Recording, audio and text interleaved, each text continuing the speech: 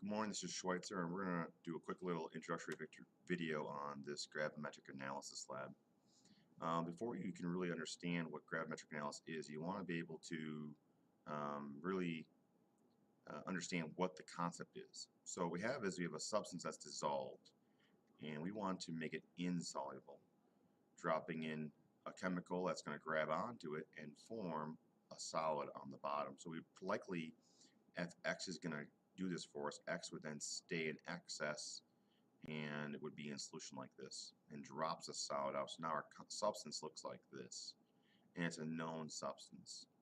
We then take it and we filter it. Now we're going to use a Buchner funnel to filter ours, which is a video on that. But what happens is we'll get a filter paper with all of our substance on here, and this substance is going to have to dry.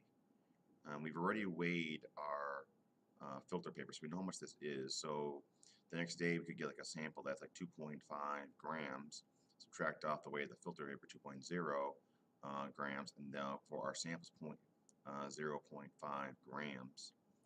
And now at that point, once you have 0.05 grams of this substance, we can use either stoichiometry or we can use percent by mass to verify exactly how much of that dot is there. And that, of course, is the same as the dot that is here. So the only thing that really changes in our lab here is how we go about getting this thing into a solid form, and that's really the part that is challenging, or that part that you think a little bit. So we're going to take our copper screw, and we are going to be, first of all, dissolving with nitric acid, concentrated nitric acid. That needs to be in the fume hood. It'll give off some nitrogen monoxide, and then from there, so we have a beaker. It's going to be a relatively small amount. I would say about 10 milliliters, and give it a few moments and it will dissolve everything. We're then going to take this thing and we're going to neutralize it with hydroxide. Today we're using 6 molar, although it could be vary, 6 molar NaOH. This is going to form this really cool blue slushy solution.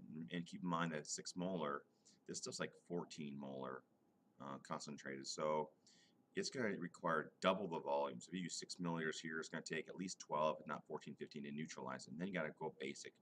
So we're going to basically add 6 molar nitric sodium hydroxide until we don't feel that we're producing any more solid.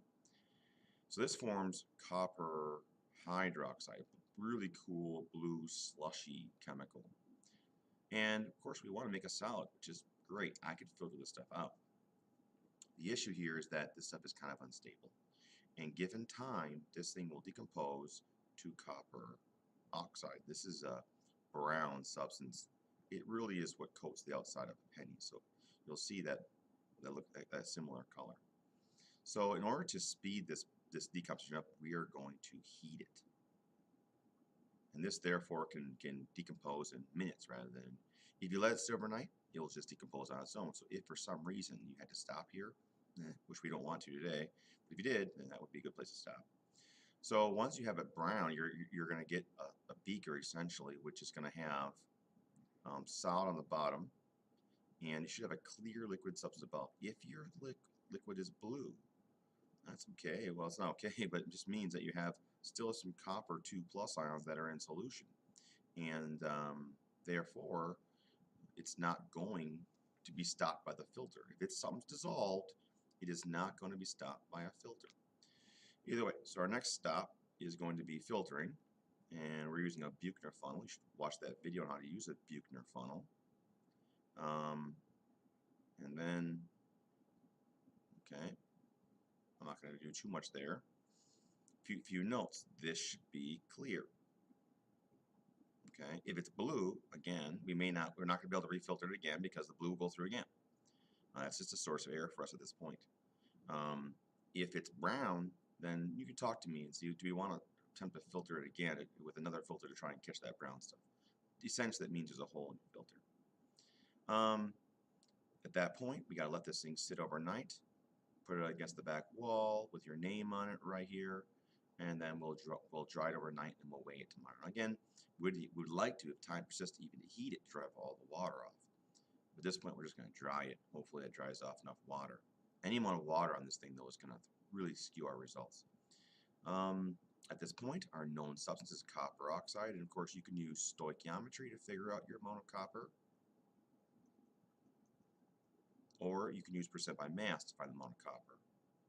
We're looking to do percent by mass. All right, copper. So this is going to be the mass of copper divided by total mass. And the total mass is measured right away. You got to weigh your screw. So don't forget to weigh your screw before you start. I would suggest that you could do at least 3 trials. Very easy to do 3 trials all together. And that should give you a decent start in this lab. All right. Understanding the concept of gravimetric analysis is one of our main points for this particular lab. Thank you.